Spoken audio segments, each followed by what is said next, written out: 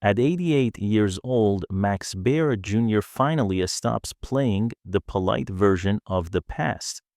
After decades of smiling through nostalgia, he speaks with a kind of late-life honesty that feels almost dangerous because it doesn't protect anyone's image. And the name at the center of his truth is Irene Ryan, the woman America loved as Granny on the Beverly Hillbillies, but who, behind the laugh lines, carried a steel spine that could freeze a room. Max Baer Jr. was born Maximilian Adelbert Baer Jr. on December 4, 1937, in Oakland, Alameda County, California.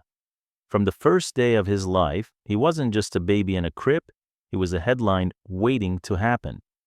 His father, Max Baer Sr., was not simply a man who boxed for a living.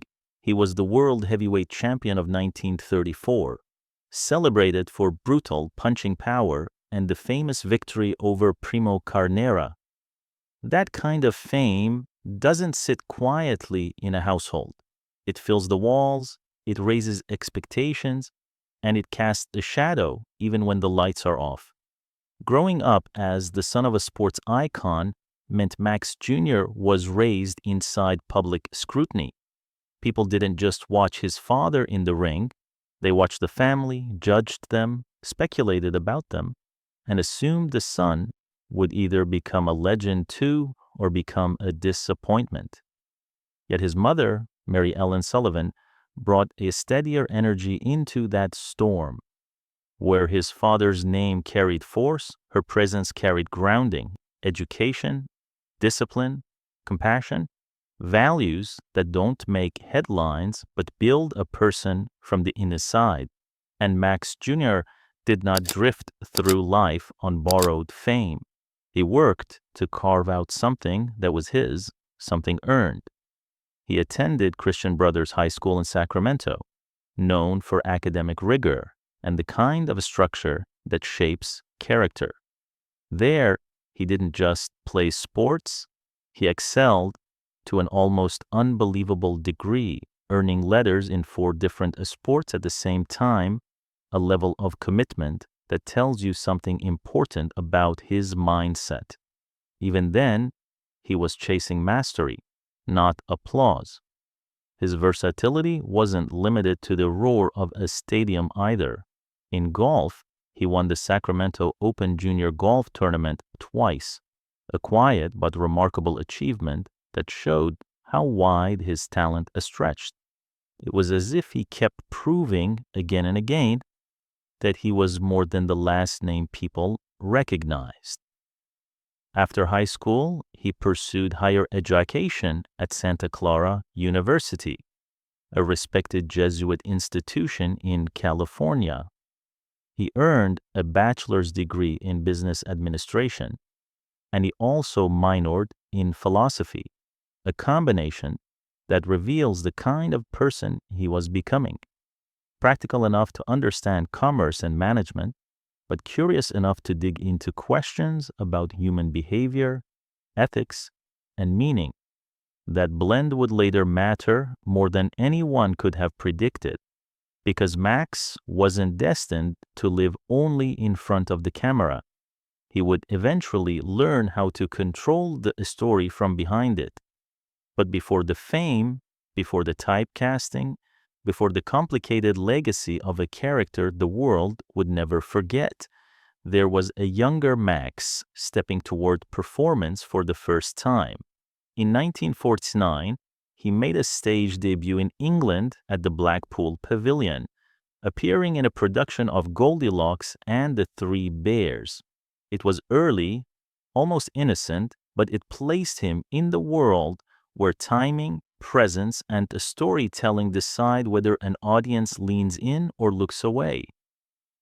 And that is where the real path begins, because soon the boy with the famous father and the disciplined mind would walk into the golden era of American television, unaware of the role that would make him a household name, and unaware of the woman on that set who would terrify him, challenge him, and shape him in ways he would only fully understand decades later. The funny thing about Hollywood is that it doesn't just give you a chance, it gives you a label. And once the world learns your label, it doesn't want you to escape it. By the early 1960s, Max Baer Jr. fully stepped into the machine. He signed with Warner Brothers and started stacking appearances that looked, on paper, like the beginning of a long and flexible career.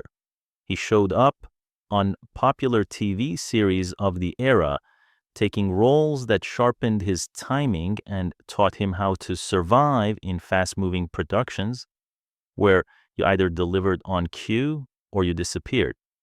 Each job was a rung on the ladder, and Max climbed like someone who understood he wasn't allowed to waste opportunities. Then 1962 arrived and changed everything.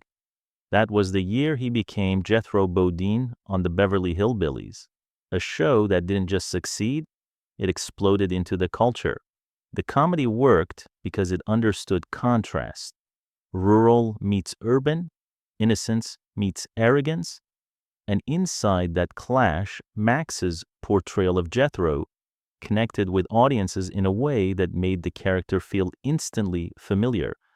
People didn't just laugh at Jethro, they adopted him, they quoted him, they treated him like he'd always been a part of America's living room. But success like that can be a trap disguised as a blessing. Because the more the public loved Jethro, the more Hollywood started seeing Max as Jethro and nothing else. Even when he kept working, even when he took on different roles, the shadow of that character followed him into every audition, every meeting, every hallway conversation, where somebody smiled a little too wide and already decided what you were good for. He pushed anyway. He kept building.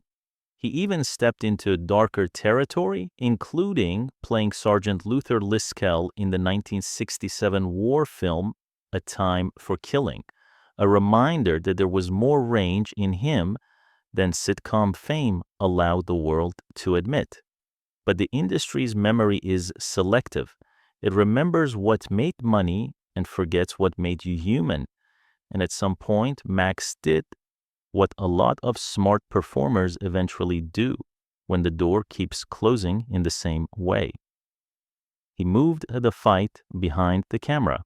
In 1974, he made a major pivot, debuting as a producer and stepping into a more controlling, a creative role, while also starring as Deputy Reed Morgan in a project that proved he wasn't just a sitcom face. It wasn't about playing lovable anymore. It was about tension, pacing, and proving he could carry a story with sharper edges. The experience helped establish him as someone competent on the filmmaking side, not just an actor hired to read lines. The next year, in 1975, he pushed further, producing, writing, and directing another project, reinforcing the idea that he could translate what the public loved into something cinematic, something with broader ambition.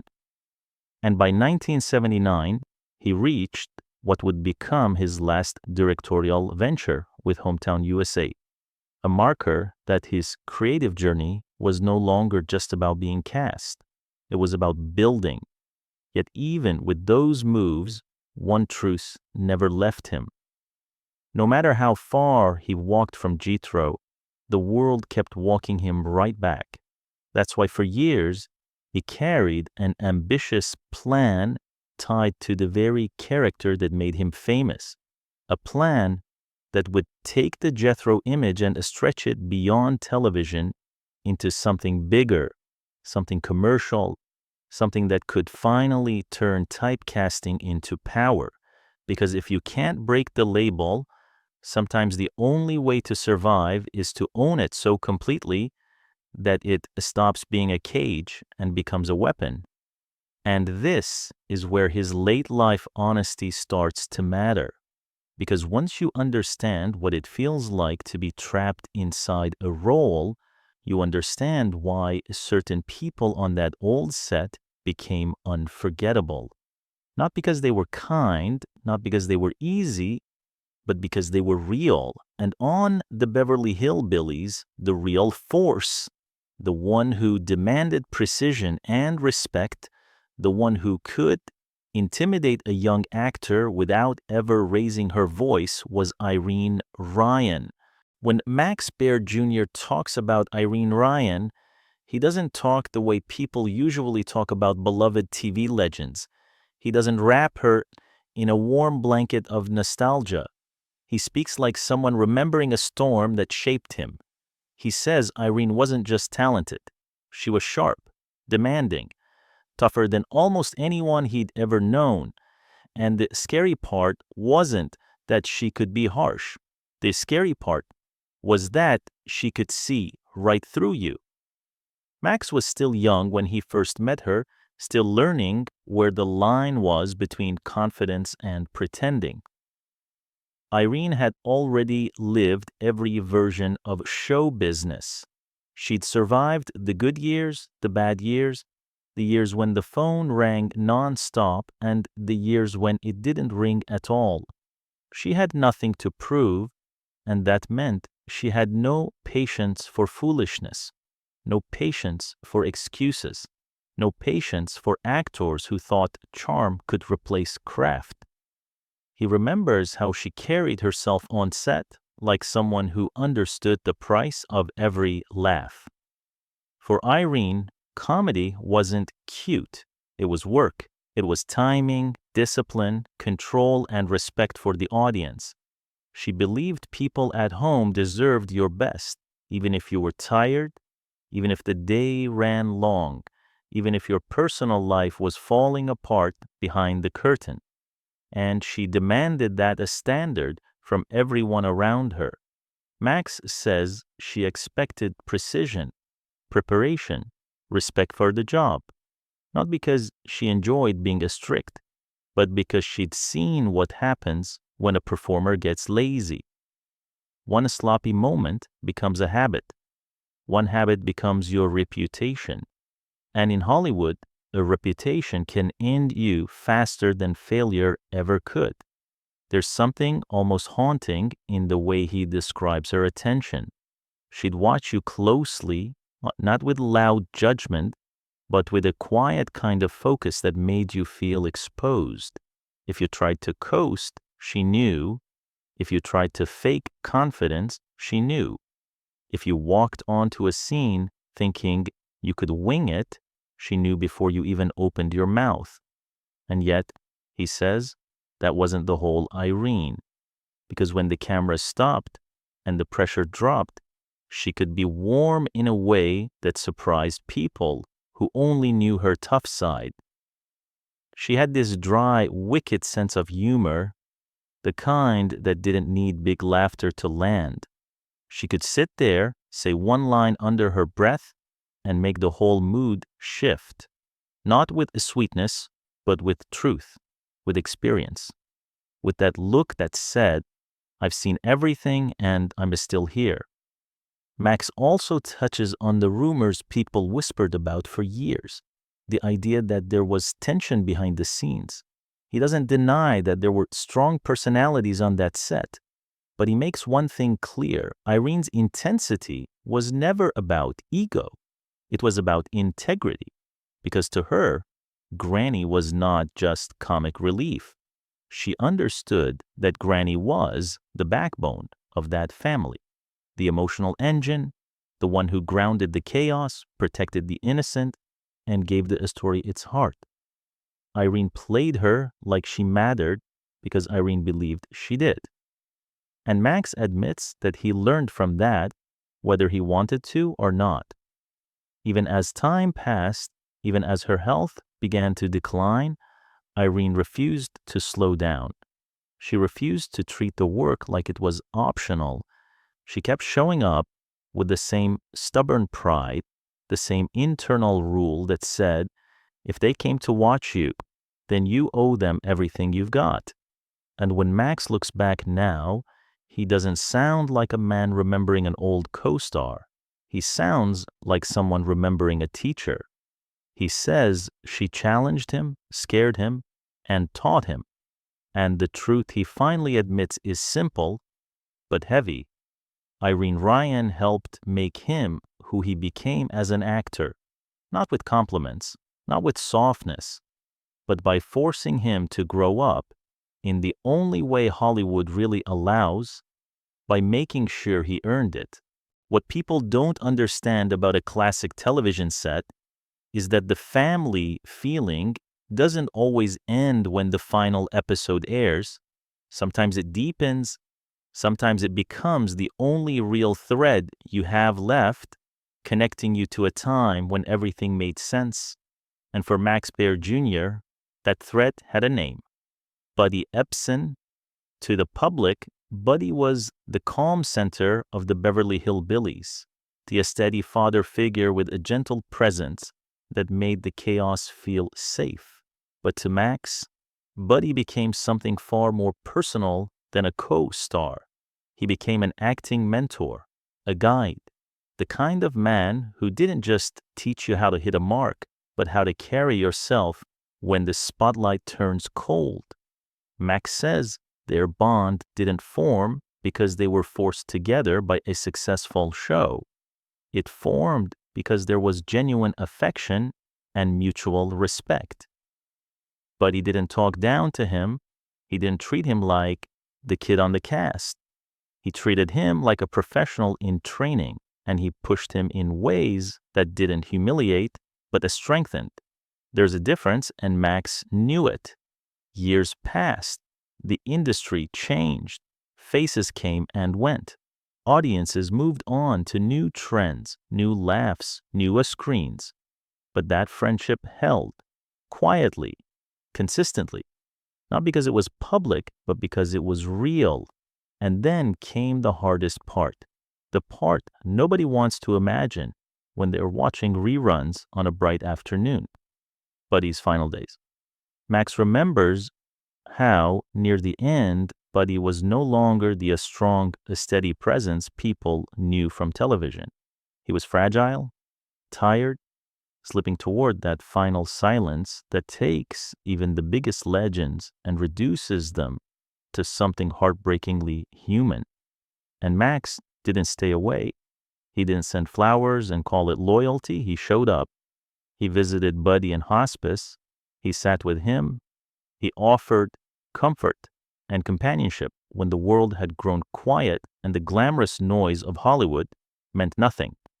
In those moments, it wasn't about fame or history or legacy. It was simply one man refusing to let another man leave this life alone. Buddy Ebsen died of pneumonia on July 6, 2003, at the age of 95. And with that, something deeper than a friendship ended. Another chapter of television history quietly closed, not with a grand finale, but with a final breath. For Max, the loss landed with a double weight, because Buddy wasn't just a friend, he was a living connection to the set, to the laughter, to the long days under hot lights, to the era when America gathered around one screen and shared the same stories. And after Buddy was gone, the silence felt different, because as time moved forward, one by one, those familiar faces became memories. Until eventually, Max realized something that carries its own kind of loneliness. He had become the lost, surviving, regular cast member, the last witness. Imagine what that feels like, to carry an entire world inside you that fewer and fewer people can truly understand. To be the final person who can say, I was there. I saw how it really was. I knew them beyond the characters. And that is why at 88, his voice sounds heavier when he speaks now. Because he isn't just talking about Irene Ryan. He isn't just talking about Buddy Ebsen. He's talking about the weight of being the one left, holding the memories when everyone else is gone. A show can live forever in reruns, but the people who made it can't, And Max Baer Jr. is standing at the edge of that truth, looking back at the cast that became part of American culture, carrying those stories alone, trying to honor them the only way he can now, by finally telling the truth. When people hear that Max Baer Jr. is still around at 88, still sharp enough to remember details, still willing to speak, they assume the story must end with a neat, comforting message, a peaceful retirement, a gentle reflection, a final smile for the fans. But Max's life didn't become simpler after the Beverly Hillbillies. In many ways, it became more complicated because the show didn't just make him famous, it stamped him. And that stamp followed him for decades, even after he tried to evolve into something more than Jethro. He pushed into producing, writing, directing. He tried building projects where he could control his image instead of being trapped inside it. He worked in film, stepped into roles beyond comedy, and proved he could handle a broader creative world. But the public and the industry often wanted the same thing. They wanted the joke, they wanted the familiar face, they wanted Jethro. And eventually, Max made a choice that some people call smart and others call as stubborn. But either way, it became one of the defining fights of his later life. He pursued an ambitious plan built around the character's name, a plan that would turn the label into a business opportunity, a way to finally cash in on what he had helped create. But that plan didn't move smoothly. It ran into resistance, it ran into legal barriers, it ran into the harsh reality that in Hollywood, your face might be yours, but the character often belongs to someone else. And when you've spent years being identified with a role, there's a cruel irony in discovering you don't fully control it. So Max kept fighting for it. And the longer he fought, the more he became known not only as that guy from the show, but also as the man locked in a long battle over rights, branding, and ownership. To outsiders, it sounded like bitterness, but from Max's perspective, it was about fairness, about the idea that if the world keeps using your work, your image, your effort, you should have a say in how it lives on. That conflict, that tension between legacy and control shaped the way he looked back on his past. It's why his late life comments feel different than a typical celebrity interview. He's not just reminiscing, he's weighing what it cost him. He's measuring what he gained and what he lost. And in the middle of all that, he never forgot what he learned from Irene Ryan. Because Irene, in her own way, was the opposite of the business fight. She wasn't obsessed with ownership. She was obsessed with the work, the performance, the audience, the craft.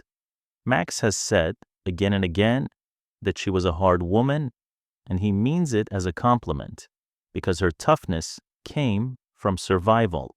She carried herself like someone who had earned every moment on that set, someone who understood that fame is temporary, but discipline stays with you until the end. And that's the part that hits harder now because Irene didn't get the luxury of a long old age like Max did. She died on April 26, 1973, at the age of 70 from a stroke. Just think about that. 70. That's not ancient. That's not she lived forever. That's a life that could have stretched further, a career that might have had more chapters. Yet she left while the world still saw her as Granny, while her presence was still fresh in people's minds, while her strength was still shaping everyone around her. So when Max speaks at 88, he's not only remembering her, he's outliving her by nearly 2 decades. And there's a strange kind of responsibility that comes with that. the responsibility of being the one who can still speak her name with firsthand truth, the responsibility of guarding the story behind the character so it doesn't get softened into a lie, because the public remembers Irene Ryan as a sweet, funny granny. Max remembers her as something more complicated and more powerful, a woman who demanded excellence, a woman who scared him into becoming better, a woman who didn't need to be liked because she was too busy being real. But while the world kept watching Max Baer Jr. through the narrow window of Jethro, his real life kept unfolding in places the cameras never reached. And some of those chapters, even now, still carry an uneasy silence. In 1966, at the height of his fame, Max married Joanne Kathleen Hill. From the outside, it looked like the kind of story Hollywood loves, the rising star settling into a stable life while the spotlight burns bright. But fame has a way of turning love into a pressure test. Long working hours, constant attention, the strange loneliness that comes with being recognized everywhere, yet truly known by very few. Over time, the strain reportedly grew heavier. Like many young couples trying to survive under public scrutiny, they faced challenges that didn't make the tabloids, but still left bruises. And eventually, their marriage ended in divorce. After that, Max did not remarry. That fact alone says something about the way his life shifted, because some people chase another wedding to prove they are still okay. Some people fill the emptiness with noise. Max, instead, seemed to retreat, not in defeat, but in protection, as if he learned the hard way that the parts of your life that matter most are also the easiest to damage when the world feels entitled to them. Still, his name didn't disappear from romantic headlines. He was reportedly linked to Victoria Principal, the actress, entrepreneur, and author best known for her role on a major television drama. Two successful public figures, two established careers, and the kind of pairing that naturally drew attention. But even those stories never became a permanent home. He was also reportedly involved with a model named Sherry Rhodes, and that connection became controversial for a reason that followed him long after the relationship itself ended. Years later, she alleged that she had been assaulted by Max during the time they were romantically involved. The claim resurfaced decades after his peak fame, dragging old shadows back into the light. Max denied the accusation and rejected the characterization of himself as having engaged in such behavior. Whether people believed him or not, the moment revealed something that was always true beneath the surface of his public image. His life was never as simple as the character America laughed at. The same fame that made him beloved also made him vulnerable, because when you're known, every story about you has a bigger echo, even the ones you insist are untrue. And that is why, in his later years, his voice carries a different weight. He speaks with unusual candor now, and when he finally talks about Irene Ryan, it isn't for drama. It's almost like he's trying to restore balance, like he's naming the truth about someone who shaped him, because time has taken so many voices away, and he doesn't want the real story to die with them. He describes Irene as a sharp, demanding, tougher than almost anyone he ever knew. He says she intimidated him at first because he was young, and she could see right through him. She knew when you were acting and when you were trying to hide behind a performance. She demanded precision, preparation, and respect for the craft. Yet when the lights were down, she could be warm in a way that surprised people, with a dry, wicked sense of humor and a deep appreciation for success because she understood how fleeting it was. He also addresses the rumors about tension behind the scenes and makes his point clear. If there was intensity, it wasn't ego, it was integrity. Irene understood Granny wasn't just comic relief. She was the backbone of that family. And Max admits that realization changed him. As Irene's health declined, she refused to slow down. She believed the audience deserved your best, no matter what.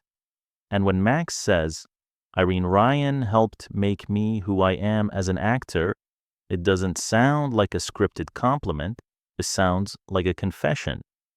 She challenged him, scared him, and taught him. She earned every laugh she ever got.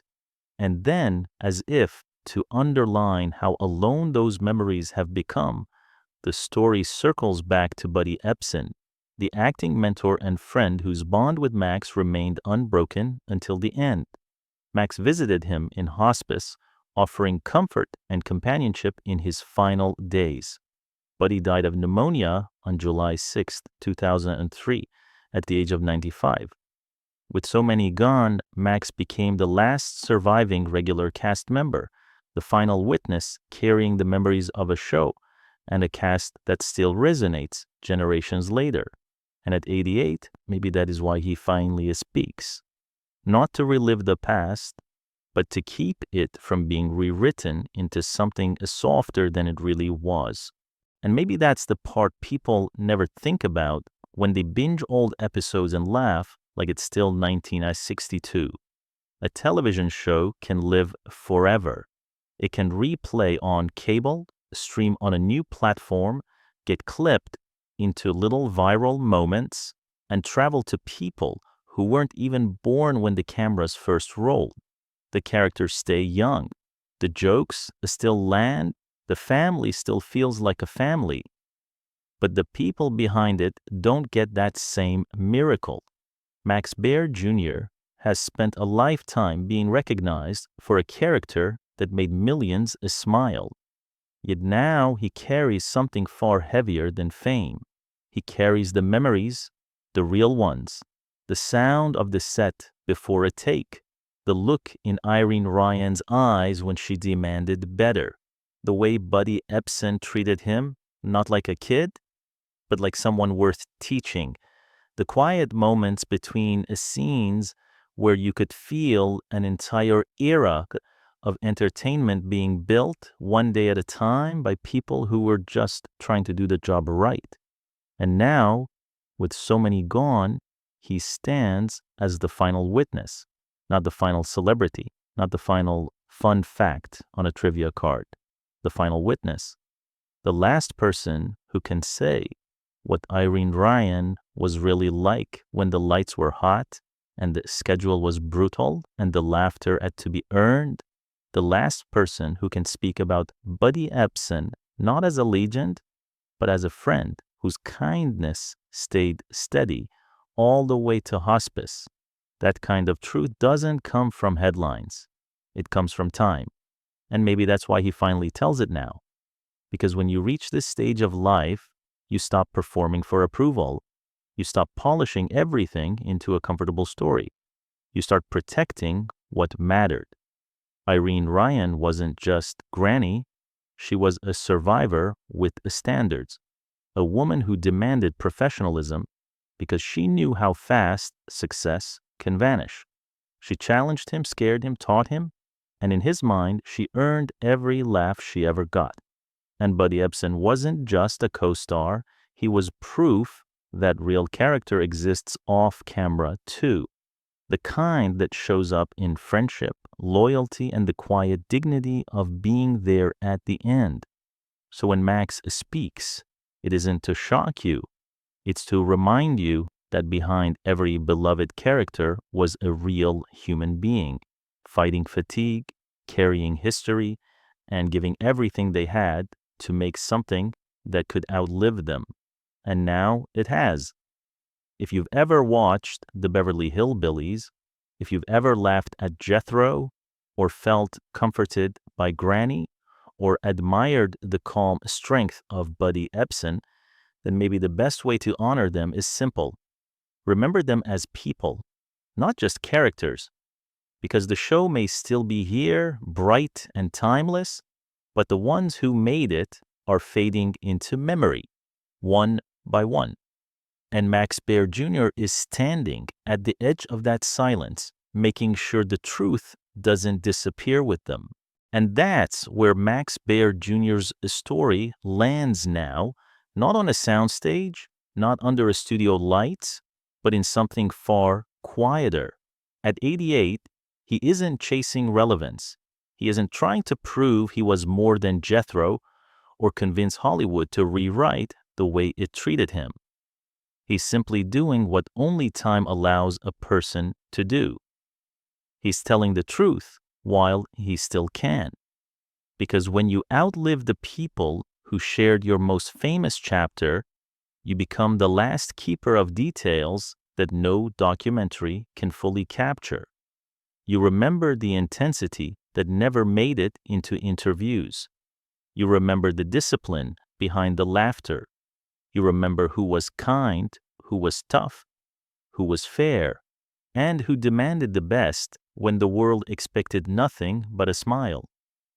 Irene Ryan's legacy will always be wrapped in warmth for the public.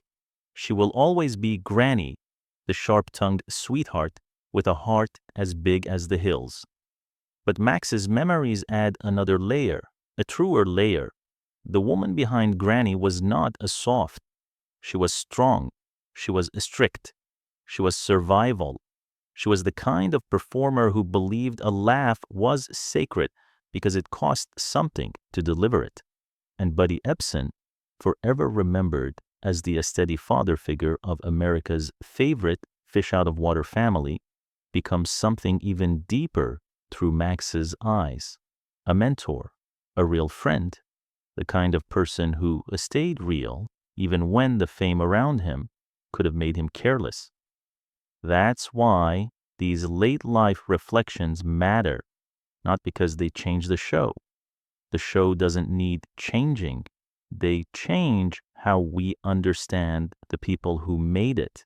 They remind us that behind every classic sitcom is a quiet army of human beings carrying burdens the audience never sees, still showing up, still working, still giving their best so strangers at home can feel joy for 30 minutes.